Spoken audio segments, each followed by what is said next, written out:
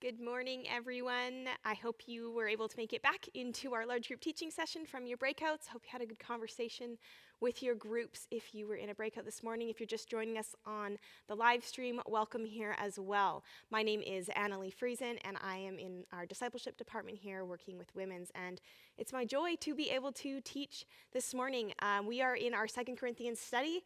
We're in chapter 11 today, studying verses 1 through 15, and we're kind of in a section continuing about some false teachers. As Crystal started with last week, we are looking at Paul's concern that this church would be discerning to see these false teachers among them. So we are going to be looking at that today, as you've already been discussing, and kind of figuring out what is Paul pointing to in this passage. So about 10 years ago, I had graduated high school, and I went to Bible school in Wyoming, and it was around that time in 2011, in January, that a book came out and became very popular and also caused quite a stir in Christian circles. The author said that the book was a deeply biblical vision for rediscovering a richer, grander, truer, and more spiritually satisfying way of understanding heaven, hell, God, Jesus, salvation, and repentance. He said the result is the discovery that the good news is much, much better than we imagined. So it sounds so good. He uses Bible terms, theological terms, and he entices us into this book thinking, what am I missing? There's really good news here. But part of the book description says this. It goes on to describe what this book is going to be about. And it says that a staggering number of people have been taught that only a select few Christians will spend forever in a peaceful, joyous place called heaven, while the rest of humanity spends forever in torment and punishment in hell with no chance for anything better. It's been communicated to many that this is a central truth of Christian faith, and to reject it is to reject Jesus. This belief that only a few people will go to heaven and the rest will go to hell, this belief is misguided and toxic and ultimately subverts the contagious spread of Jesus' message of love, peace, forgiveness, and joy that our world desperately needs to hear. So I remember hearing about this book and wondering, is some of it right? Is some of it wrong? What's going on here? As a young person, I wasn't sure, but I knew it was causing a stir.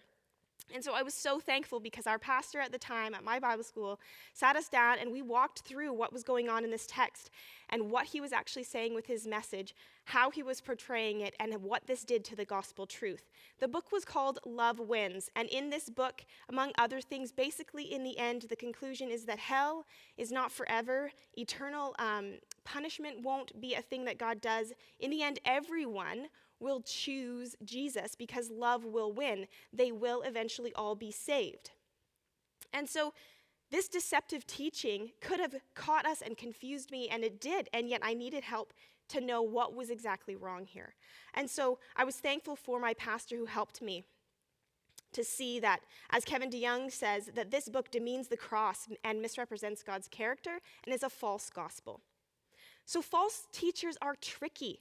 They're deceptive, and they've been around a long time. They're something very prevalent today, and they were way back in the early church days too. So that's what Paul is addressing in this chapter to the Corinthian church. It's a warning chapter. Paul is afraid for his flock. You saw some emotional words in there. He's concerned about them. And he's really trying to teach them how to be discerning people, to see the truth and not be swept away by false teaching. He's worried because false teachers will sneak in and we won't see them. Because as he says in the end of this passage, the false teachers masquerade. They look like something else. They pretend to be the real thing, and you aren't going to be able to tell right away. He says they masquerade, so check behind the mask. Peel it off and see who they really are on the inside. So how do we check behind the mask? How do we deal with this and be discerning? I think that Paul points out 3 different things we can do to add to our toolbox to be discerning about false teachers. 1, check their motivations. 2, check their message. And 3, check their methods. So that's how we're going to work through the passage today. We're going to see Paul pleading with the Corinthians to trust him and to not be deceived by these others. He's going to explain how he does things to show what a true apostle would do, and he's going to show what these false apostles are doing to help you discern between the two. So number one is check their motivations. So a teacher comes to you, or you're reading something, or you're seeing it. How do you know if they are true or not? One of the red flags can be in their motivations. Paul says, please put up with me. He's going to explain several reasons why he says you should put up with me and not with these others. So 2 Corinthians 11, 1-3 says, I hope you will put up with me in a little foolishness. Yes, please put up with me. I am jealous for you with a godly jealousy. I promised you to one husband, to Christ, so that I might present you as a pure virgin to him. But I am afraid that just as Eve was deceived by the serpent's cunning, your minds may somehow be led astray from your sincere and pure devotion to Christ. So Paul's first order of business here is to explain his own motivation in doing this. He's not coming in trying to prove himself or to be selfish for them or because he's feeling insecure. It's because he loves them with a godly jealousy. He puts on this image of himself being the father who has betrothed this church to Christ, this marriage imagery of being united one day with Christ in eternity, and you're in this in-between time right now. And as the father, he is protecting them. He's desiring them to stay pure to Christ and Christ alone. He loves them so much, and that is why he is doing this. Just like my pastor took the time when I was in Bible school to help us discern, Paul is helping discern this flock of his discern the truth. So he's motivated by love and purity of the gospel truth. He's motivated by their salvation. A false teacher has completely different motivations. They're going to be motivated more for selfish reasons, for their own fame and superiority, for money and for influence. So if we read a little farther down in the chapter, from verse 5-12, Paul says, I do not think that I am in the least inferior to those super apostles. I may indeed be untrained as a speaker, but I do have knowledge. We have made this perfectly clear to you in every way. Was it a sin for me to lower myself in order to elevate you by preaching the gospel of God to you free of charge? I robbed other churches by receiving support from them so as to serve you. And when I was with you and needed something, I was not a burden to anyone, for the brothers who came from Macedonia supplied what I needed. I have kept myself from being a burden to you in any way and will continue to do so.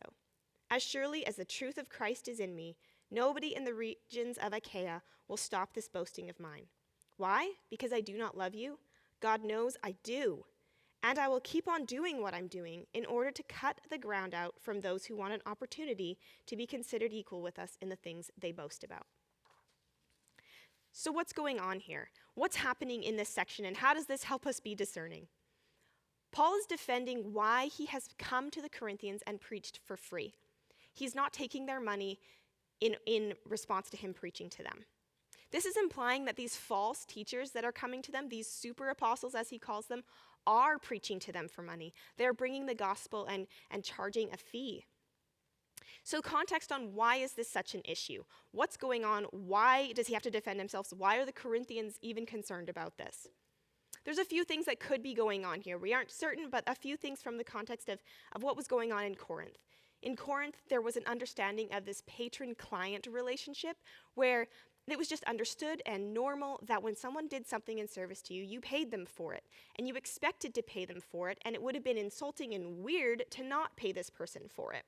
So they felt it was just normal and natural for them to pay their pastor for this service he was doing. They also could have been slighted by the fact that Paul says he took money from the Macedonian church when he was in need. So Paul is willing to take money from another church to help support him, but not from the Corinthians. So there could be a rivalry there and a slight that they're perceived because Paul won't take something from them. They also could have been embarrassed by him because these super apostles that Paul is saying are in their midst are coming across as fancy, as famous, and as the real deal. And they're taking the money. They look flashy, and they are allowed to pay them. So they think that these super apostles are the real deal. They're the ones we want. But Paul, he's coming in humility. He's a tent maker. He's low class. He's in need half the time. These other guys never have needs. So they're seeing him as this impoverished leader. And it could have been embarrassing to them that they were like, this is the guy who's supposed to be our leader. Most of us are doing better than he is. So in their context, they saw his leadership as lesser, as inferior, because their context valued money and fame and influence. And doesn't that sound like our context as well? It's similar in our culture. We can understand a little bit of this view. If someone tries to give us a gift and we refuse it, it can come across insulting. Or if we do something for someone and they try to pay us, there's just an awkward tension there if you don't want to pay it and they want to. So there's a little bit of this going on, but Paul is freely giving the gospel. This gives him freedom to preach as he needs to not be obligated by anyone to preach a certain thing. He can preach the truth. And he also is following part of a system set up by Jesus himself when he sent out his disciples. He sent them out to preach, and he said, heal the sick, raise the dead, cleanse the lepers, and cast out demons. Freely you received, freely give, in Matthew 10:7-8. So Paul is following this as well. The gospel is not something you can pay for. It's something that's free. But the opposite is true of these false teachers. Their motives show them for who they are because they want money. They want to make money off of their flock. And they're calling themselves super apostles. And they say that they want to be considered equal with the apostles. So they're motivated by this influence and by fame and fortune. And the same is true today. People will come across as Christian leaders, but they make their brand about themselves, about making themselves higher. They put their names on their ministries or their names on their books. This can be a red flag. It doesn't mean that everyone who does that is a false teacher, but it can be a red flag if someone is making their ministry more about them than they are about Jesus. If people are using Christianity as a brand to promote or to get more likes on Facebook or more shares on Instagram. But most sinister is when teachers today use their flock to get rich, to get famous, and to just pad their own pockets and to build their own kingdoms. These are motivations that show us this teacher is not teaching out of love for the flock. He's not teaching out of concern for salvation. He's teaching because he is sinister. Behind that mask, behind that masquerade, he's out for himself, or she. So secondly, after you check motivations looking for red flags, check their message. That's the second thing Paul is going to point out. Sometimes it's easy to tell when someone is false by these obvious motivations, but sometimes we have to go a little deeper. So in 2 Corinthians 11, verse 4, Paul says, if someone comes to you and preaches a Jesus other than the Jesus we preached, or if you received a different spirit from the spirit you received, or a different gospel from the one you accepted, you put up with it easily enough. So Paul is calling them out for just letting these false teachers being among them, and they're putting up with something different than what they've received. We don't know specifically what the false teachers were teaching here. We don't know exactly how they're representing Jesus or the Spirit or the gospel. But in some ways, that's actually helpful because anything outside of the one Jesus, the one Spirit, the one gospel is false. That's what he's saying here. A different gospel is the false gospel. So we need to dig into the message of teachers. Someone who's teaching us, we need to hear it, we need to compare it with Scripture, and we need to ask ourselves, is this the true gospel that I've received and that I know is true? Because if it's other than that, red flags should be going off in your head that something is wrong here. We need to be discerning. Check the message. So in your homework, you would have looked at Galatians 1, where Paul explains the gospel that he preaches, the Jesus he preaches, is that Jesus gave himself for our sins to save us from this evil world. In 1 Corinthians 1:23, Paul preaches a Christ crucified, which can be foolishness to some, a stumbling block to some, and yet this is the true Jesus. This is the gospel, that we are sinners and can do nothing to save ourselves, and yet Christ died for us, rose again, and we will be with him for eternity if we believe. But there are false Jesuses out there. There are people who misrepresent who Jesus is, and maybe we could be attracted to those things. So there's a movie called Talladega Nights, which I do not recommend, but there's a funny clip in there that kind of illustrates this in a funny way. Ricky Bobby is a car racer. He's the main character, and he is saying a prayer, and he prays to baby Jesus, and he keeps repeating, "Dear baby Jesus," until his wife calls him out and says, "You know that Jesus grew up. He was a man, right? He wasn't just a baby the whole time."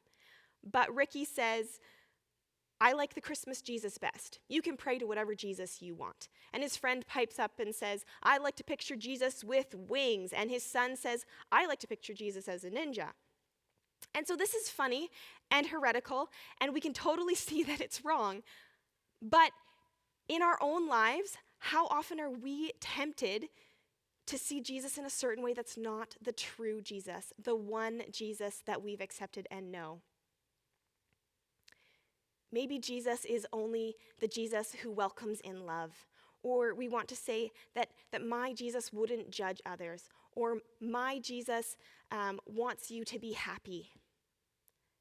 We can't claim a Jesus in our own image or Jesus that's only a certain way. We need the true Jesus of Scriptures who was crucified for us. Jesus is not just here as a genie to make you happy or to grant you blessings, and he's not just here as a meek, mild friend. He is also the judge as well. The second piece also he talks about is a different spirit and a different gospel. So again, there is the true one gospel, and then there's these other gospels, kind of like a knockoff brand. So if you're looking for something, say you go search for a brand name product on the internet. I like hiking, and so I'm looking for some good hiking gear on the internet, maybe on Amazon. And we have to be careful when we're searching there, and we know that if I'm looking for a certain type of gear, maybe a down jacket, that there are a lot of knockoffs that will look like the real thing. But if I want the quality and the jacket that's going to actually make it through a cold hike, I need the brand that I can trust. I need the one that stands by and has proven itself.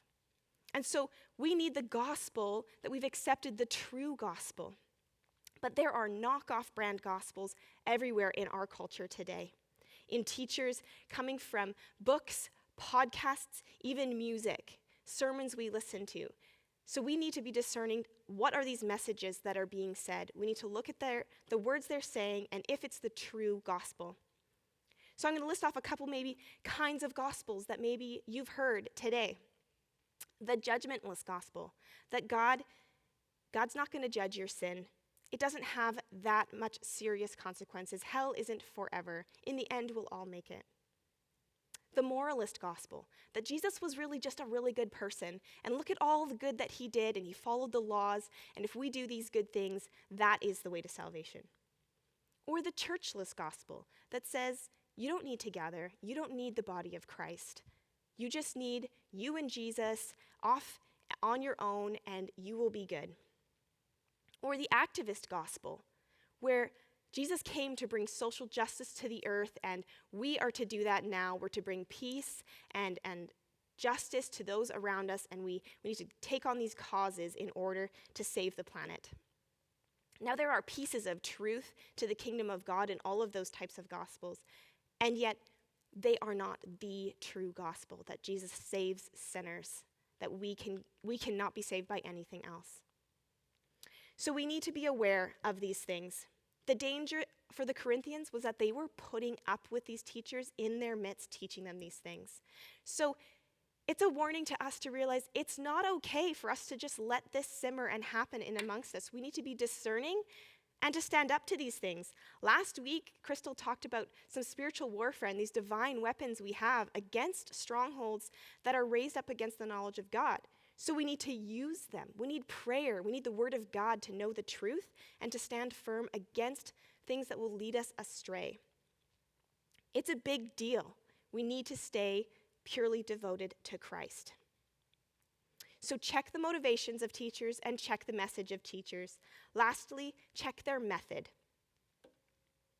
So Paul has repeatedly, even throughout these chapters of this book, told us that he preaches a gospel of humility. He preaches the gospel simple and true In chapter 4, verse 2, he says, "We renounced secret and shameful ways. We do not use deception, nor do we distort the truth of God. On the contrary, by setting forth the truth plainly, we commend ourselves to everyone's conscience in the sight of God." So in this passage, we saw that Paul says that he may be an untrained speaker. What he is referring to here is that in their day, they really looked up to these flashy, smooth-speaking people. They loved to be entertained by these trained speakers who could tell them all sorts of things, arguments and debates, and it sounded really good. So Paul wasn't trained in that kind of speaking. He was trained in the truth. He was an amazing teacher and writer, as we have evidence, but he wasn't trained as one of their fancy teachers. Instead, he set forth the truth plainly. That is his method. He came in humility. He wasn't a burden to anyone. He came as a servant of Christ. He constantly appeals to Christ. And he says part of his method is he'll keep doing what he's doing to cut out the ground from those who want to pretend to be like him. Because how he's doing this, by not charging money, by speaking plainly, he is showing how different he is from the false people. So he's showing that I'm cutting out the ground from these other people because they can't try to pretend to be like a true apostle when this is the method they should be using. So the false teachers, their methods are clear in how Paul says at the beginning that they will use temptation like the serpent did to Eve. So the first method that false teachers will use is temptation. Temptation towards the good life. So Eve was tempted because Satan made it look like something good that she was taking, that it was going to make her like God, wise, knowing good and evil. She reasoned in her own heart and mind for something good. She doubted God. And so, like Satan, the serpent tempted Eve with these good things. He's going to promise us good things too. Promise us that we can be like God, that we'll have prosperity, power, money, and influence, just like these false teachers. They come valuing those things, and so they are going to tempt you with those things as well. The same things that motivate them are the method they're going to use to try to tempt you. We see this also in the example of how Satan tried to tempt Jesus. In Luke 4, 5-7, it says, "The devil led Jesus up to a high place and showed him in an instant all the kingdoms of the world. And the devil said to Jesus, 'I will give you all their authority and splendor. It's been given to me. I can give it to anyone I want to. If you worship me, all of this can be yours.'" So the devil tried to tempt Jesus with power, with authority, with getting all of the kingdoms of the world, if only he would worship him.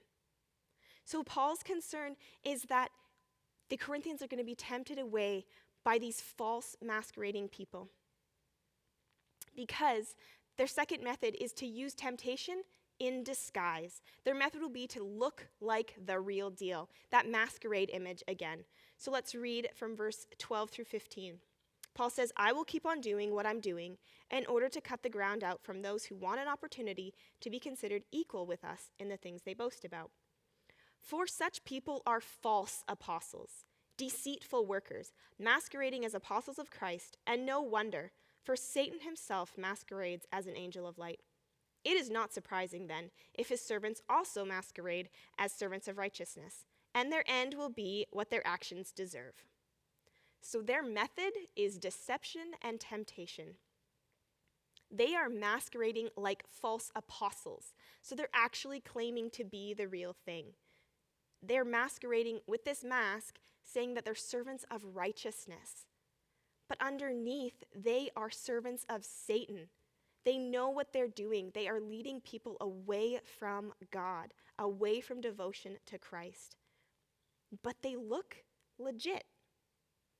Yet their teaching could prove devastating. So the book Love Wins is confusing because it uses words that sound a lot like words that we would agree with. The author, Rob Bell himself, tells people, or in one instance he told people, he came in and said, "I'm not a universalist. I believe in heaven and hell. I believe Jesus is the only way to God." And yet what he means by those terms is very different than what we might think he means. So false apostles and false teachers might use similar words. They probably will use scripture in thinking you are thinking they're teaching one thing, but they're actually meaning something totally different and guiding you in a different way by using these methods that look exactly like the real thing. So that's why we need these other checks of their message and their motivations. Because their message will come in deceptively attractive packaging.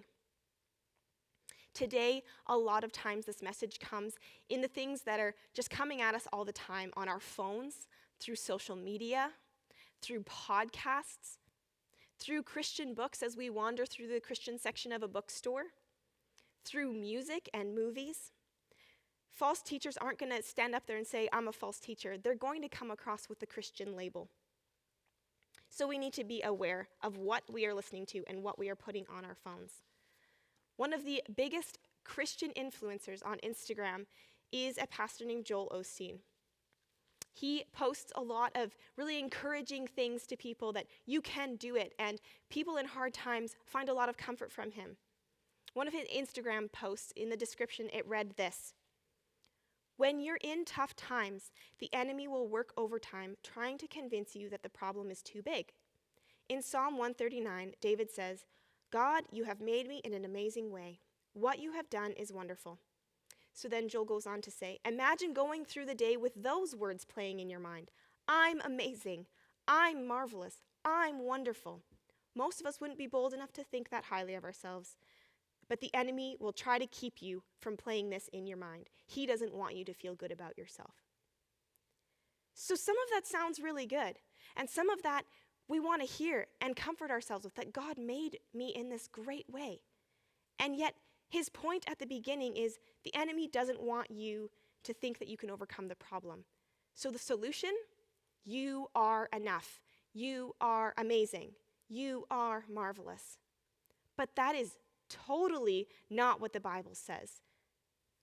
Satan would actually be happy for you to think you are big enough to solve your problems. Jesus says he is big enough. He's the only one that can save you from the here and now problems and from the biggest problem of your salvation, your separation from him in sin. You cannot save you from that by thinking that you're amazing and marvelous. You can't save you with you, but Jesus can and does and did. And so that is the true gospel. And yet we get these messages through our phones, through popular Instagram influencers, through music and books that is popular and looks like the real thing.